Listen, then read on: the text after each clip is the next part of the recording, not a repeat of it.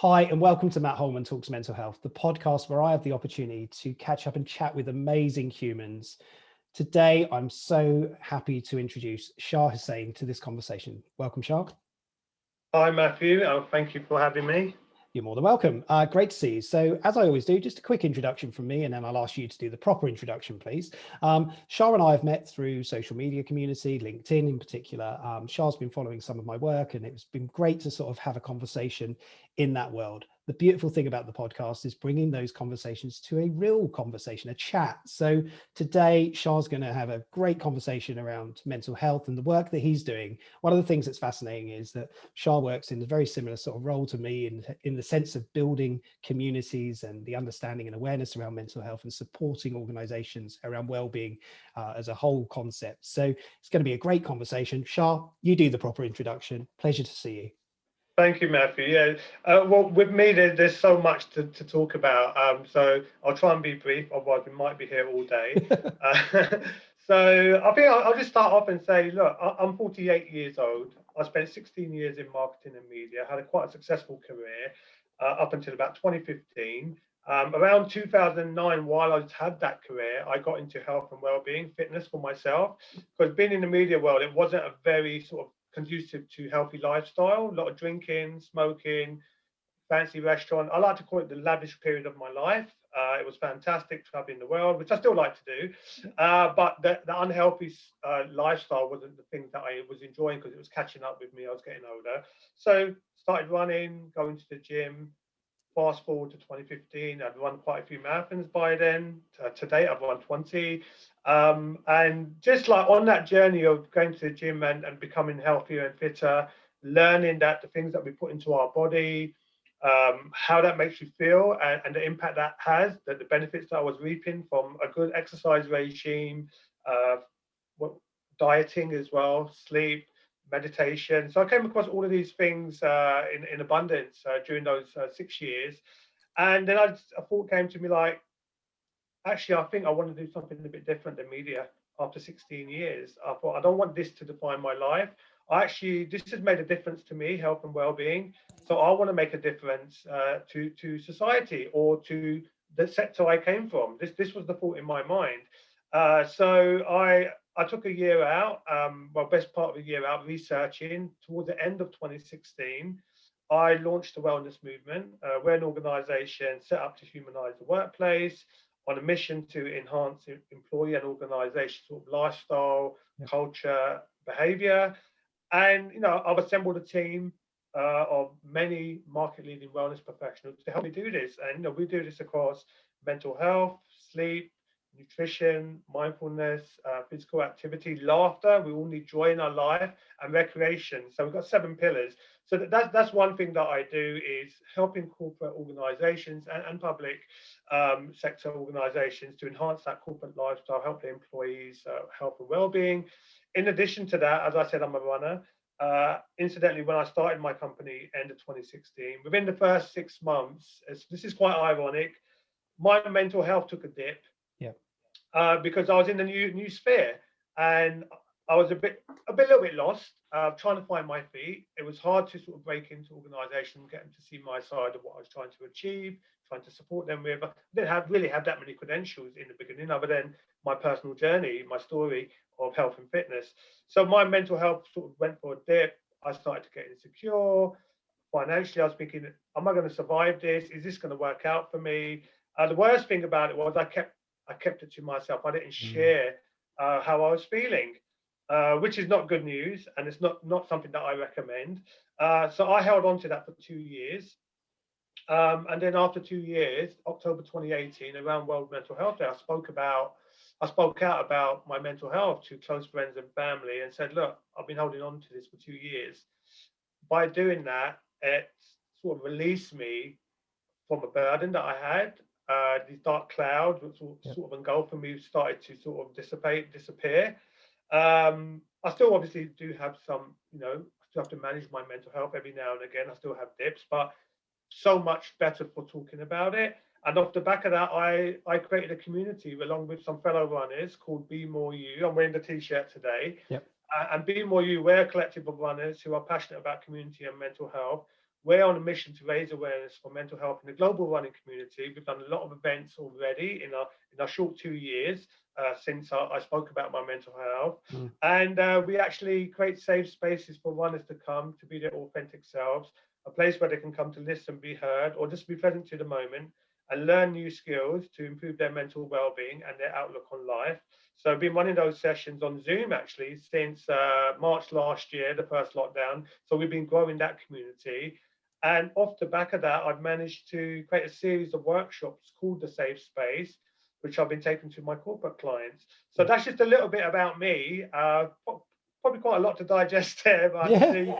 that's my introduction. Wow, what a great introduction as well, because you pretty much covered off all the questions, but we need to go deeper, so we're going to go into Yeah, more depth absolutely. around those. And you sing to my heart when you talk about running. Of course, it's a passion of mine as well, and many people that listen to this podcast I know are runners too, and not joggers, but most of them recognize themselves as runners. So brilliant stuff. We're going to go and dive into some of this. The first question is the big question that I always ask, which is your journey with mental health. I know you sort of talked about a specific dip, but over your life, what's been your experience and how have you seen mental health change or transition through your life? Yeah, so I'll be totally honest. Like mental health, the term mental health, never really thought about it too much because it never really affected me, generally speaking, throughout my life. Yeah. But my dad, he actually suffered from mental health, and we're going back now to the 80s. I was about 10 years old, so this is around 1983. My dad suffered from, struggled with like big mental health issues. He actually got sectioned in Hackney at the German hospital. It's for mental health. And we were told, I'm one of 8 siblings, big family, Asian family, British Pakistani. My parents came over here in the 60s. And we were told we can't share this with anyone outside. People will judge us, they'll look down on us. We can't have that. So from the impression that left on me from a young age, and I didn't realize this at the time because I didn't know what mental health was. But now when I had my mental health issues, I go back and I think about it and I'm like, throughout my youth and going to college and growing up, even in workplaces, I was quite insecure. Yeah. If I ever did anything wrong or made a mistake, I was too afraid to own up to it because that impression of don't tell anyone that something's wrong. You're going to be judged, you're going to be criticized, you're going to be treated differently. So this, I really took it to heart from a young kid, from a young age, because I didn't know what was going on. And it even affected my relationships, personal relationships, romantic, where I probably, I ruined a couple of relationships by not opening up about how I was really feeling, what I was going through, or about, my past in that sense. So yeah, so when my when I did have my mental health issues, when I realized something was actually wrong, I started, I'd go for a run to escape. So running was my therapy. Yep. I'd run 3, 4, 5 times a day.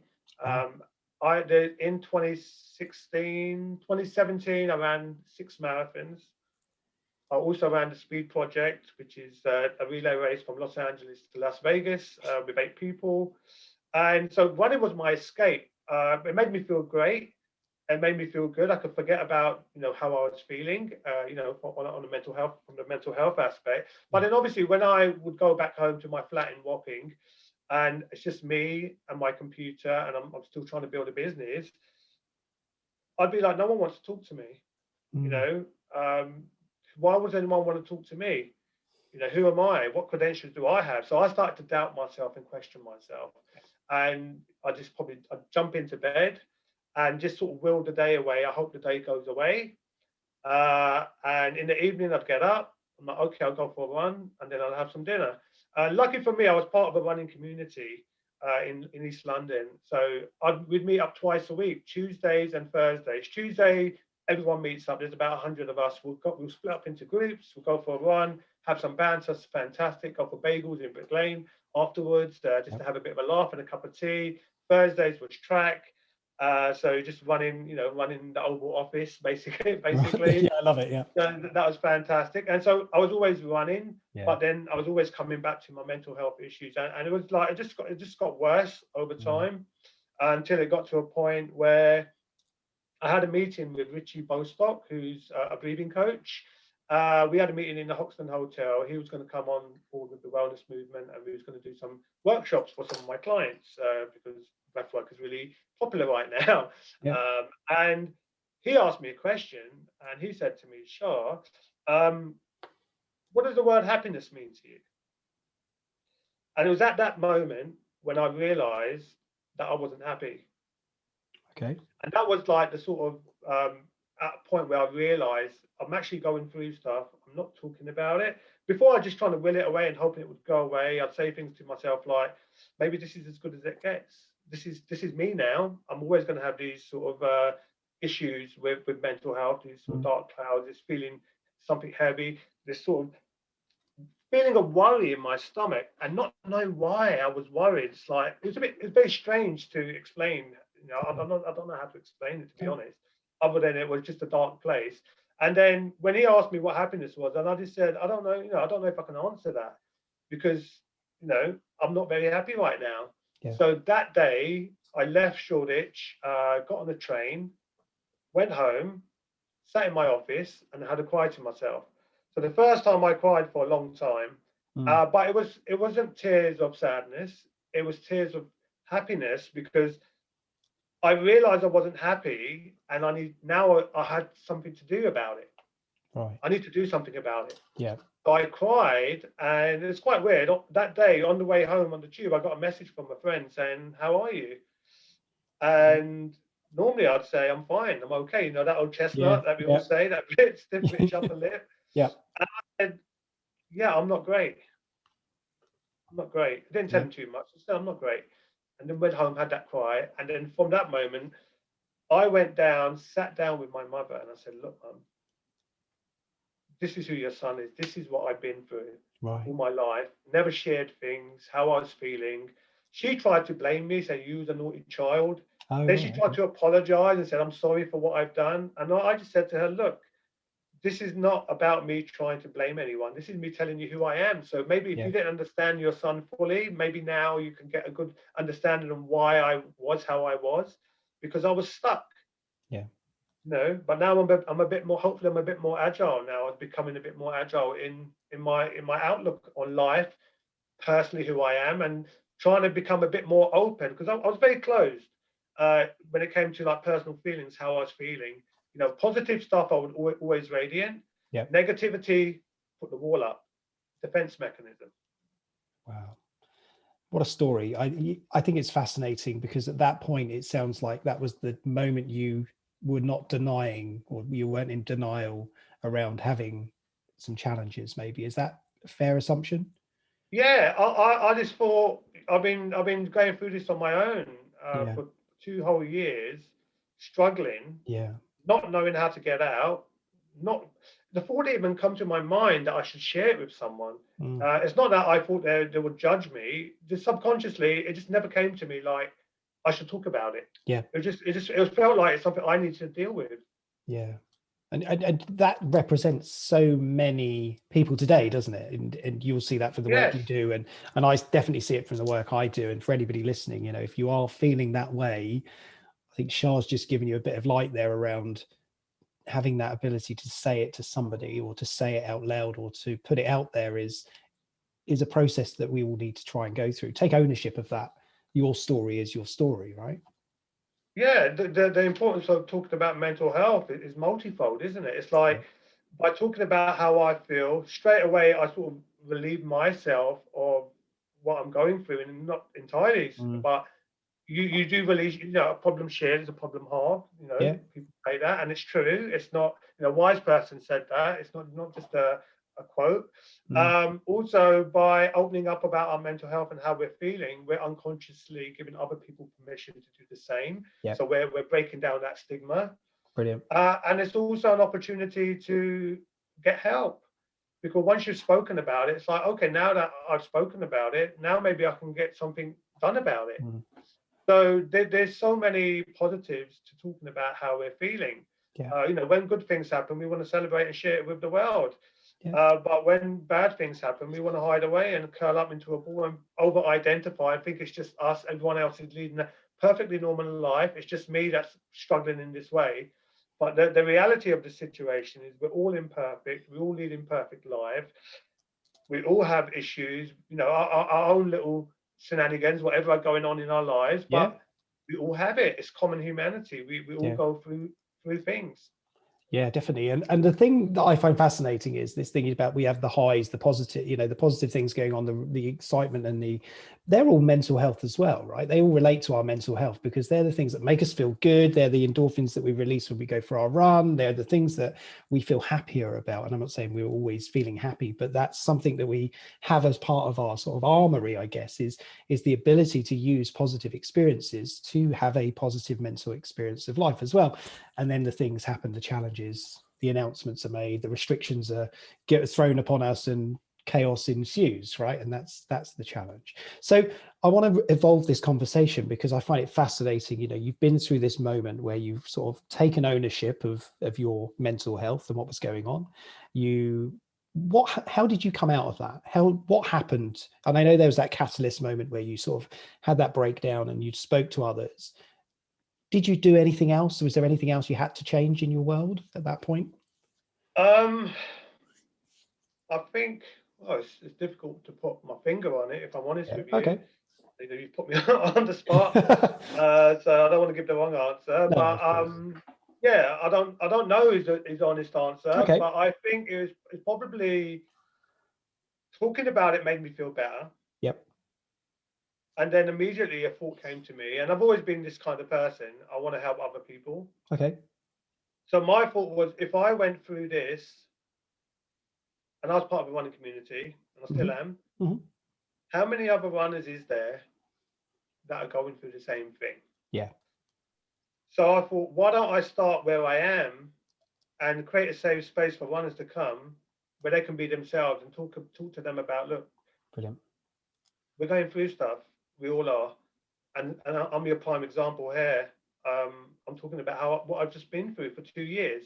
And I don't want other people to go through what I've gone through. So I want to create a space where people can come and be themselves without fearing they're going to be judged or criticized. All the things that I'd thought when I was a kid, subconsciously. It's not like I was a kid and I thought I can't do this because this is going to happen. It's just sort of something locked into me, and it's like it's almost like I've been programmed. Yeah.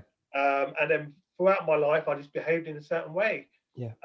Until that day came when Richie asked me what is happiness, and that was it. Something sort of changed. Yeah. And it's like, now is the moment I need to talk about this. Now I need to do something about it. So I think by creating Be More You, I think that really helped me deal with it, because I had other runners come and join. The 6 of us started Be More You, co-founders, and we all have a story. Whether or not whether you think you have mental health, issues, problems, ailments, etc. We all have mental health. Yeah. Whether good or bad, we all have it. We all go through bereavement. We all go through relationship issues, work problems. We all have mental health. I don't think it's 1 in 4. It's 1 in 1. We all have mental health. We all go through ups and downs. Yeah. It's just that some people suffer more than others. It can be quite acute for some people, and for others, maybe mildly. They have better coping mechanisms to deal with it. Yeah, brilliant. And that's I'm intrigued by the sort of this process around when you sort of you accepted and you moved forward from that and you sort of said it. What was the reaction of the people that you told first? I know you've spoken about your mum, so not your mum, but just in terms of the friends or the community of runners that you were, how did they react to you talking about? Well, shock. Right. Okay. You're so confident. You know everyone. Yeah. They had no idea. Right.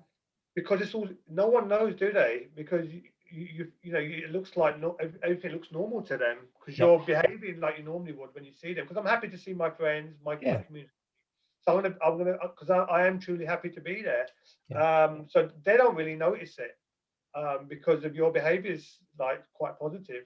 It's just that when you go home alone and you're there, they don't see that.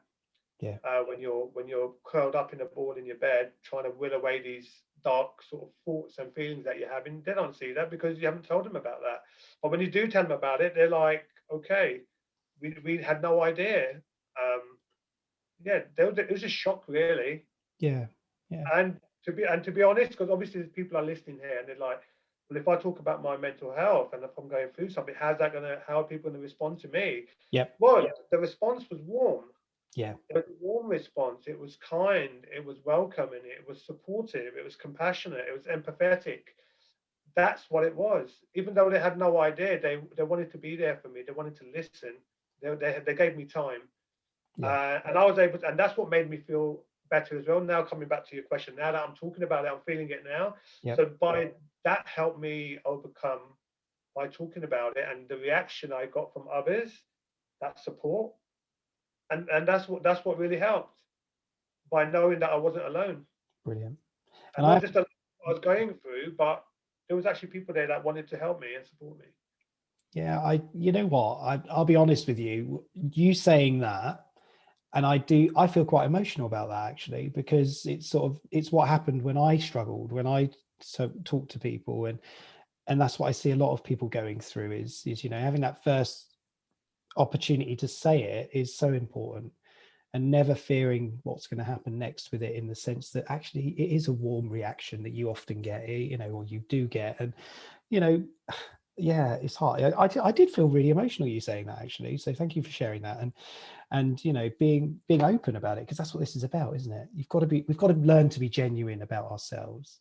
We put on that mask, and the professional window shop of social media always shows the best stuff of us, and it doesn't show us at those vulnerable low moments where we're feeling shrouded with a bit of darkness, or whatever it might be that we're experiencing, anxieties, worries. So thank you for saying those. No problem. And the thing is, Matthew, I think one thing we have to remember, and I don't think a lot of people actually give much notice to this, is we're all interconnected. Yeah. We share neural circuits, mirror neurons. When you smile, I smile. Yeah. If you frown, then maybe I'll frown. Mm. So body language, our emotions, our face is like it's a roadmap of human emotion. Yeah. Right. So by what I'm expressing, people can see and they can mirror that, and that's what happens. So if people see that I'm sad, they're gonna be empathetic towards me. They're gonna be like, "Oh, this person is actually struggling." It's like when we watch a movie and there's a sad scene, some people cry. Yep. When someone gets their hand jammed in a car and you see that, if you imagine it, you might See actually the feel wince. something too. Yeah. It's not just a thought; it's a feeling within. Mm. Obviously, you're not going to feel the same pain, but you're gonna jolt. You're going to be like, "Oh, okay." Yeah. It's So fascinating. we are all interconnected, and we're all going through a lot of similar things, but we all want to help each other. Yeah. And And I forget that people think everyone's on their own journey, which they may be, Mm. but we're all going through the same stuff, and we all want to help each other. And people don't realize they think by asking this, we're putting someone in an imposition. Where really, that's what they want. They want you to ask. Yeah.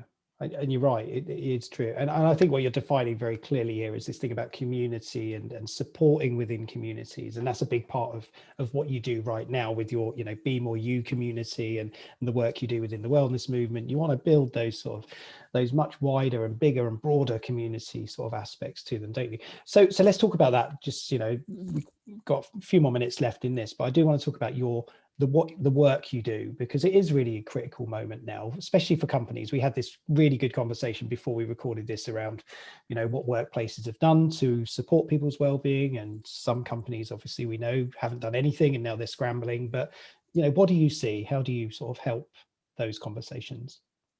Yeah, I think that a lot of good work has been done. Let's get that straight. A lot of good work's been done. A lot of good work has been done. When it comes to mental health, I'm a great advocate of good mental health and well-being in general, health and fitness. And I think in 2017, Theresa May, she got the Stevenson Farmer report done, which is the 10-year plan of where organisations need to be with mental health.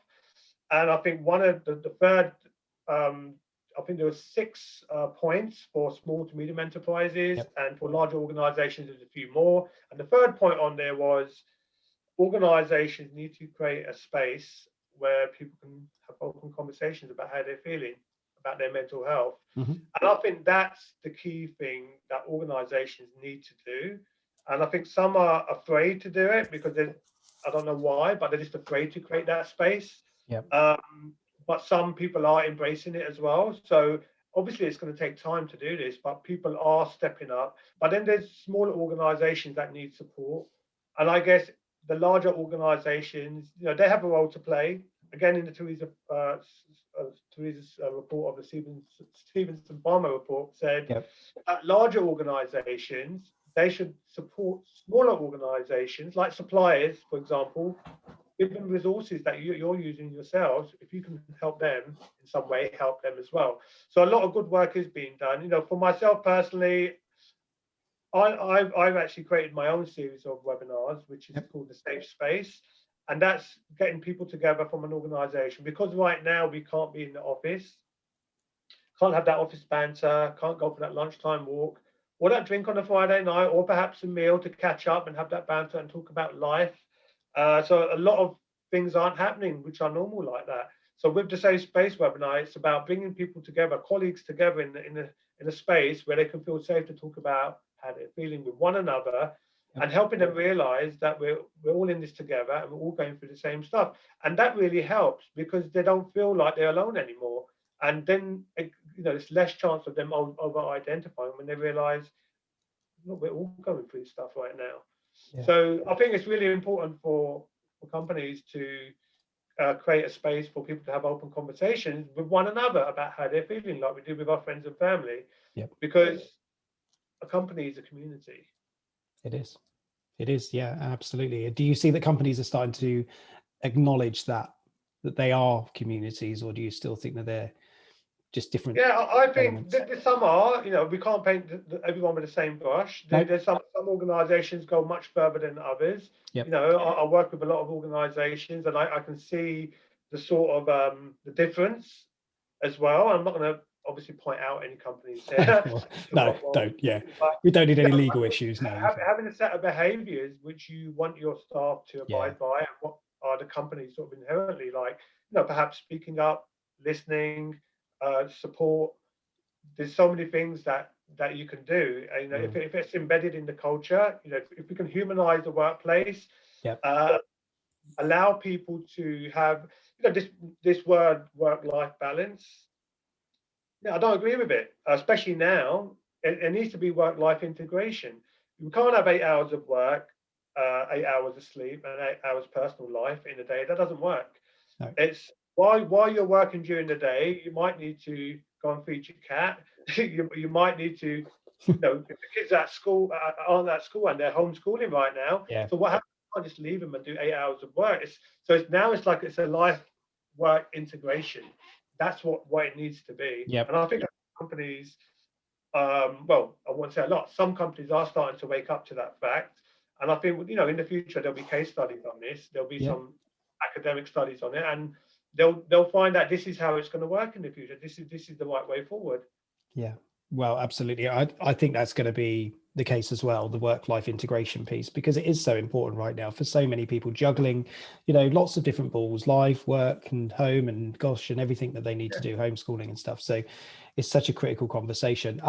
We're coming towards the end of this, and half an hour has just whizzed by. It's mad, isn't it? It just goes so quickly, these conversations. When we get into the flow of these chats, it's difficult to sort of to rein in everything we want to. Last final messages from you. Anything you want to share, anything you want to say, to share with the listeners to this podcast? Yeah, absolutely. Look, we're all going through stuff, right? We're living in uncertain times. I don't need to remind us of that, but we are. And I want to give an important message. And I think the important message is to prioritize self-care. Prioritize yourself first. Take care of yourself. We cannot pour out of an empty cup. Let's not glorify busy. We don't need to keep on doing things, keep busy, keep, filling out that list, because that list is going to be endless. It's never going to run out. I think what we can do is we can rest. By resting, we can be more productive. It's about having that integration with life, and making sure that we take care of ourselves. And by taking care of ourselves, we're in a better place to function and do the things that we need to do and take care of the others who are around us. So that's my message, to take care of ourselves. Brilliant. And we did have a conversation before this session. Again, you know, it's wonderful to have these, and it'd be great to have some of that in here. But there was one around the running event for World Mental Health Day this year that you're thinking is, you know, if it's allowed, it will be amazing, and it definitely sings to my heart. What are you thinking might happen on World Mental Health Day, which is in October for everybody that's listening? So yeah, so last year what I did was I got 50 running communities from around the world in 20 countries to come together, and we were in lockdown then, and we asked everyone to go for a run. So everyone went for a run on the 10th of October, and during the run I asked them to stop off and share 2 words to describe how they were feeling, and then they shared those words with us, and then we created a globe which you may not be able to see in the background over there. anybody listening on the podcast won't be able to see it, but anybody watching somewhere. Yeah. So the 2 words to describe how everyone was feeling. But this year, the plan is to, if we're allowed, obviously, is to everyone to go for a run, and then to stop up somewhere and embrace and have a hug. Yeah. Everyone to hug. So let's see how many people we can get to hug on World Mental Health Day 2021 in the running community and in general in the world. You don't have to be a runner, but I want to just try and create something community where communities are hugging around the world on World Mental Health Day. It's important. Yeah, brilliant. And I'm signed up to it already. So, and I know loads of people from my running community will sign up to that straight away, of course, if we're allowed to. Brilliant stuff, Sha. Thank you so much for participating in this. I'm so happy that we had the chance to sit down and have a chat, and, you know, rather than writing a million notes to each other and backwards and forwards on Messenger and things, it's so lovely just to sit down and talk and listen to your story. You've got a great story, and I wish you all the very best with everything you're working through and everything you're doing to embrace and improve this conversation behind me. Mental health, I know it's all about health and well-being to you, but, you know, it does all connect, and that's so important. So thank you for sharing what you've shared. And thank you, Matthew, for inviting me and shining a light on such an important topic. And we need that. We need more of this. So thank you. There's plenty more of these coming. So I've got the Podathon coming up very soon on the 3rd to the 4th of February with 24 episodes of this wonderful podcast opportunity or chats with people coming up. But as I always do at the end of these sessions, if anybody is struggling, know that you're not alone. I know Sha's spoken about his sort of moment where things changed for him, and it was about talking and being open with other people. Please know that somebody's always there to listen. You can contact me. I'm sure Sha's more than happy to invite anybody's questions if anybody wants to ask anything of him as well. And if you need a safe space to talk, Samaritans exists today to provide that safe space, just to listen, not to provide advice, but just to listen to some of your worries and your woes. So feel free to call them on 116 123. And that's it. So thank you so much for today, Sha. Really appreciate it. I wish you all the very best. Thank you, and God bless. Thank you.